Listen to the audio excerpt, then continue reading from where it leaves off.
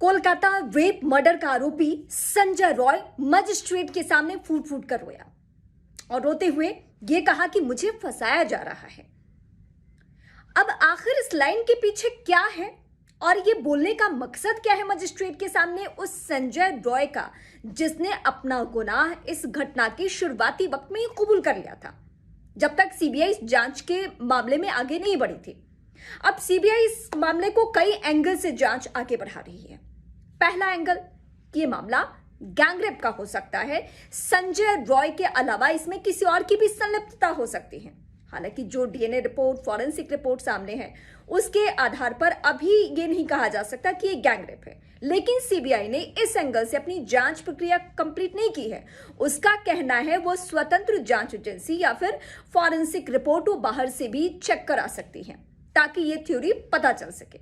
दूसरा एंगल ये है कि जल्द से जल्द पॉलीग्राफी टेस्ट का जब रिजल्ट आएगा तो पता चलेगा कि संजय रॉय जो कह रहा है उसमें कितनी सच्चाई है। संदीप घोष, पूर्व प्रिंसिपल, उसकी भूमिका क्या है। 80 घंटे से ज्यादा वक्त तक उससे पूछताछ हो चुकी है, लेकिन अभी तक तस्वीर नहीं साफ हो पाई कि वो जो कह रहा है वो सच कह रहा है या नहीं। तो अब टेस्ट के जरिए उसके बारे में भी पता चलेगा। जिन सहयोगियों के बयान के आधार पर इस मामले की कई परतें खुली है, यानी पीड़िता के सहयोगियों के आधार पर, उनका भी टेस्ट होने जा रहा है। और इसके अलावा जो घटना के वक्त में मौजूद था एक वॉलंटियर, उसकी भी संलिप्तता मानी जा रही है। अब पॉलीग्राफी टेस्ट के जरिए बहुत हद तक तस्वीर साफ होनी है। लेकिन सीबीआई जिन जिन पहलू पे काम कर रही है, मैं एक बार फिर आपके सामने बताती हूं। संदीप घोष कौन है, उसकी भूमिका किस तरीके से इस मामले में है।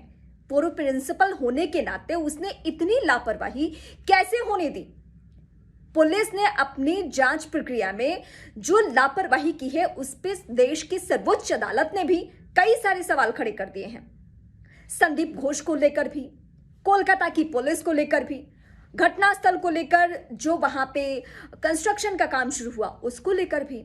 और इस बीच सीबीआई के आने से पीड़िता के मां बाप खुश हैं। उनका कहना है कि अब हमें जांच प्रक्रिया पे भरोसा है, अब हमें लग रहा है कि शायद हमें इंसाफ मिल जाएगा।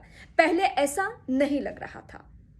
लेकिन सीबीआई जांच प्रक्रिया को आगे बढ़ा रही है। देश के मौजूदा वक्त में हाई प्रोफाइल केसेस में से एक है और पॉलीग्राफी टेस्ट के जरिए ये पूरी तस्वीर साफ करने की कोशिश हो रही है कि आखिर जो संदीप घोष बोल रहा है वो सच है, संजय रॉय जो बोल रहा है वो सच है, पीड़िता के जो साथी बोल रहे हैं वो सच है। कौन सच कह रहा है।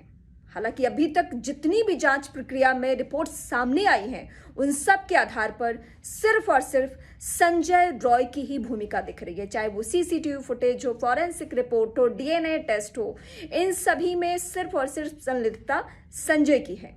लेकिन इसका मतलब ये नहीं कि संदीप घोष को क्लीन चिट मिल गया है। संदीप घोष का नाम कई सारे मामले में सामने आ चुका है और संदीप घोष ने पुलिस को लापरवाही कैसे करने दी घटनास्थल को लेकर या एफआईआर दर्ज करने को लेकर, इससे जुड़े हुए कई सारे सवाल उससे पूछे जा रहे हैं और आने वाले वक्त में भी उससे सवाल पूछे जाएंगे।